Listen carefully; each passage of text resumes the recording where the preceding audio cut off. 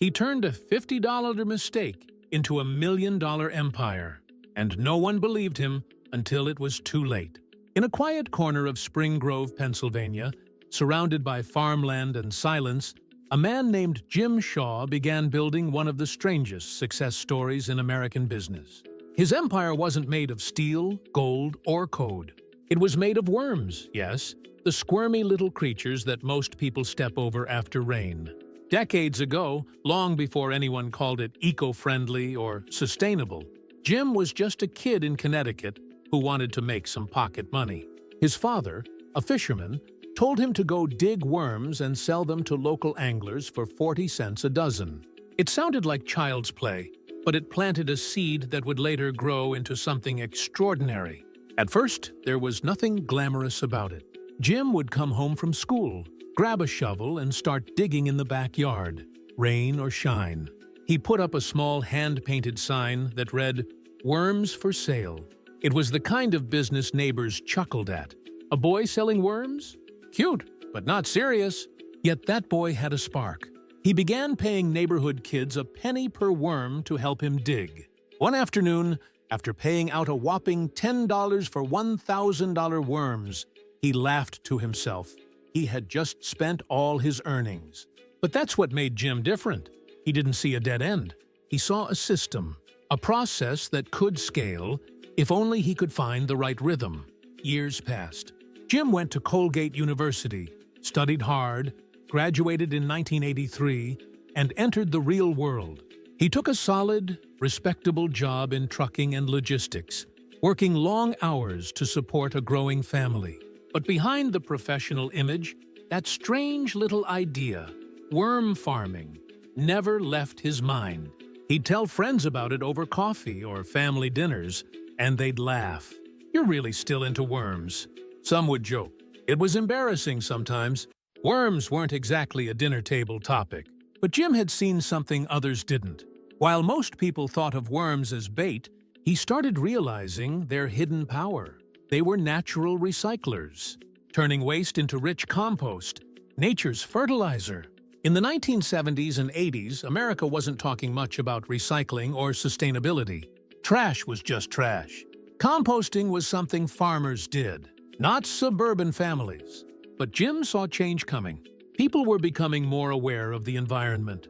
The Go Green movement was emerging, and he had a feeling that someday people would pay real money for what worms could do. Still, the idea sounded ridiculous. Sell worms to gardeners? By mail? No one thought it could work. His family was supportive but skeptical. His friends teased him. Even he sometimes doubted himself. But every time he went out to the yard, dug his hands into the soil, and saw those tiny red wigglers moving, he felt something honest, a connection to nature, to patience, to persistence. During his trucking years, Jim ran his small worm business on the side. He'd raise worms in bins behind his house, packaging and selling a few dozen at a time to local customers. The work was slow, dirty, and unpredictable. Some shipments would fail. Worms would die in transit.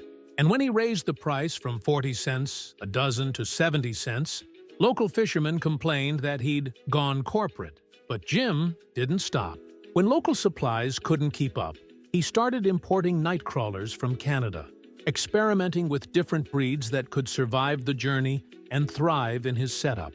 He learned everything by trial and error: temperature, moisture, bedding, packaging. He lost batches. He wasted money.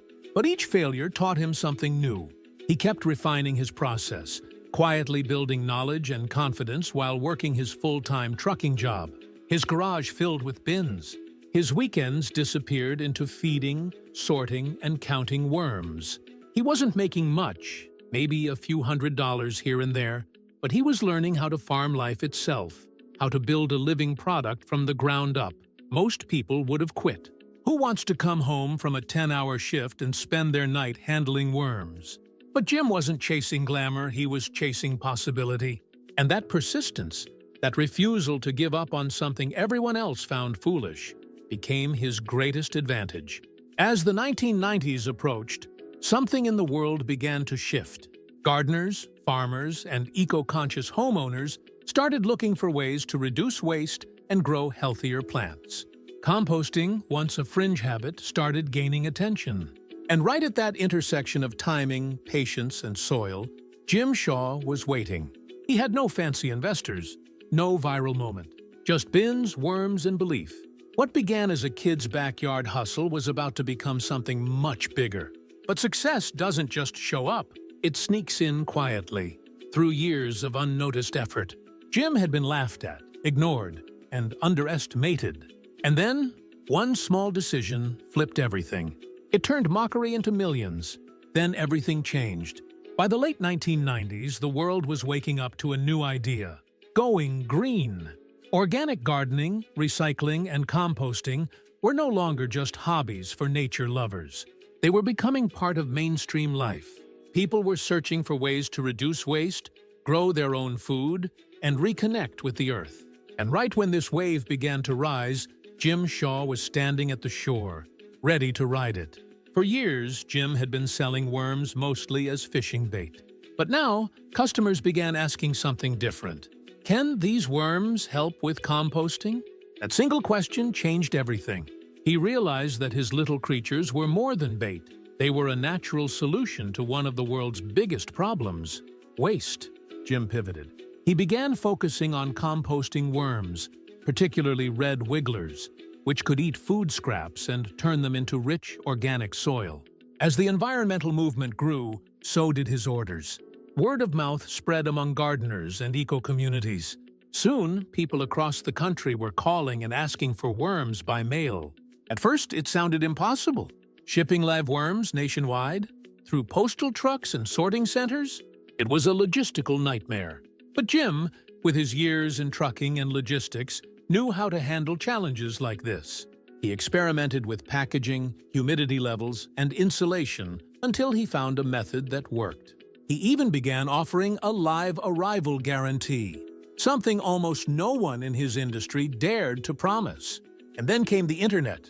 In the early 2000s, Jim's sons convinced him to take the business online. Together, they launched a website, Uncle Jim's Worm Farm. It was simple, honest, and oddly charming. The internet allowed Jim to reach a national audience for the first time. Within months, orders poured in from every state. From selling a few dozen worms a week, they began shipping hundreds of thousands every month.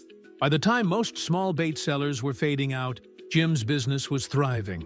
The company's product line exploded, from just worms to more than 50 items including composting bins, worm tea, soil conditioners, and guides for home composting. Here's where it gets unbelievable. The media caught on. The Oprah Winfrey Show, major newspapers, and even university magazines began featuring the story of the man who built a million-dollar business.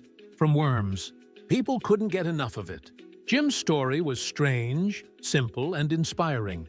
Proof that success doesn't always come from technology or trend, but from understanding the earth itself. But he wasn't ready for what came next. With fame came pressure.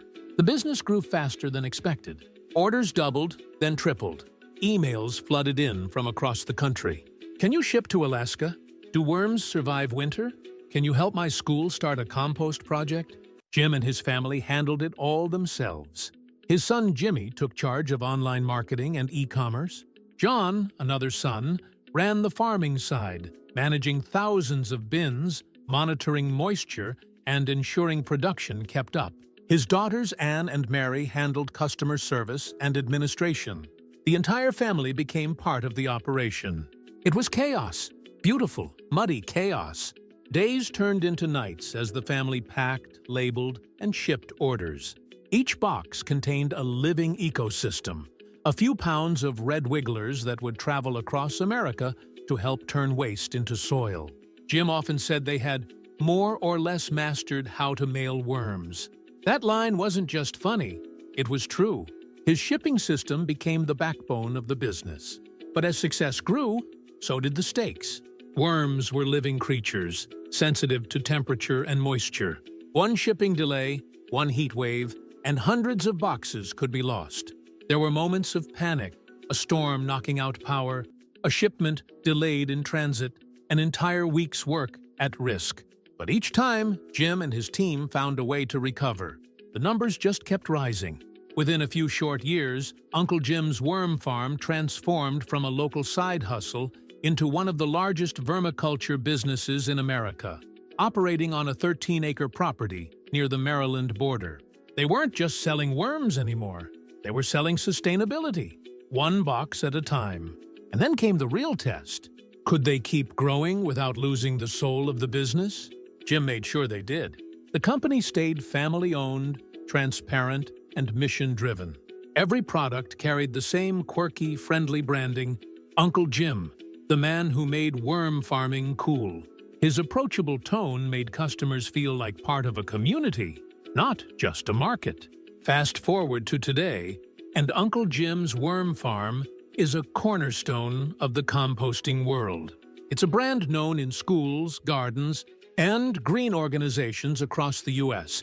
Their website ships nationwide, and Jim's story is now used in business schools to teach about niche innovation, how to dominate a small market by doing one thing better than anyone else.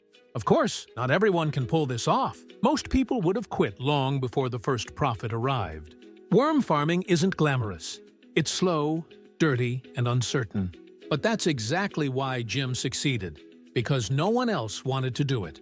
He didn't just sell worms, he sold a vision, a belief that waste can become life again. He proved that sustainability and profit don't have to be enemies, that patience can be more powerful than speed, and that sometimes the craziest ideas make the biggest impact. He proved that weird ideas can become wild fortunes if you're brave enough to look foolish first. Would you ever take a risk this crazy? If it could make you millions?